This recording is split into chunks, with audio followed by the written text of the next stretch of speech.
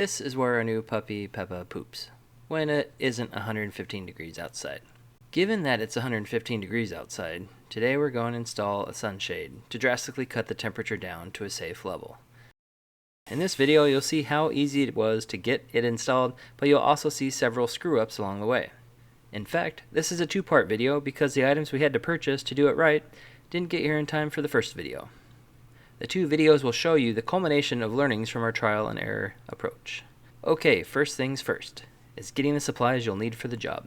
Stainless steel or galvanized steel hardware are better choices for outdoor longevity. Don't recommend getting the cheaper zinc hardware. We started out using screw eyes to anchor into the masonry and wood with the plan to connect the sunshade with carabiner type quick links.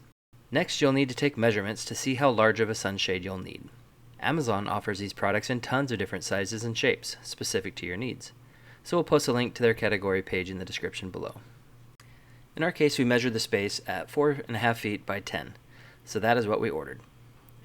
From a planning perspective, the idea was to set it up high enough to be able to walk underneath it, while also being low enough so it wasn't seen from the street.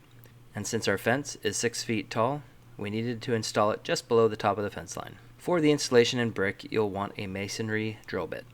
A hammer drill is ideal, but I don't have any of those and didn't want to buy one just for this job, so instead I was patient and let time and the bit do its job. When driving the eye hooks into the holes that were drilled out, I recommend a rubber mallet to whack at the eyelet of the screw while turning the screw clockwise. This hammering motion will help the teeth of the screw bite into the masonry and pry forward. A long, thin metal tool of any type inserted into the eye will provide the torque needed to finish the job. Once those are all driven, you can connect the sunshade to the anchor points using zip ties to get an idea of fitment. If everything's perfect, your job's done, go ahead and anchor it the correct way.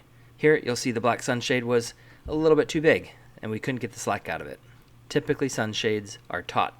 Cutting off the extra and resewing the material didn't make sense, so we ended up returning it to Amazon. But before we did, we decided to measure the concrete temperature without the sunshade and an area with the sunshade over the top. As you can see in the shade, the concrete hit 113 degrees, which sounds hot, but it's nowhere close to as painful as 150 degrees. This nearly 40-degree difference made all of the difference. How do I know? Well, over the next several days I paid attention to the location of Peppa's poops, and all I can say is a pattern emerged. Clearly the sunshade worked. But sadly it looked like poop, so we bought a smaller cell shade and turnbuckles to get the job done right. Check out our next video where we install this new sunshade and test its performance. As mentioned earlier, we've linked all of these items in the video description below.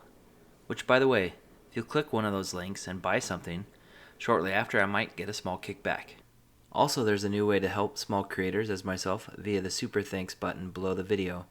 And of course it wouldn't be a video from the internet if I didn't ask for a subscribe.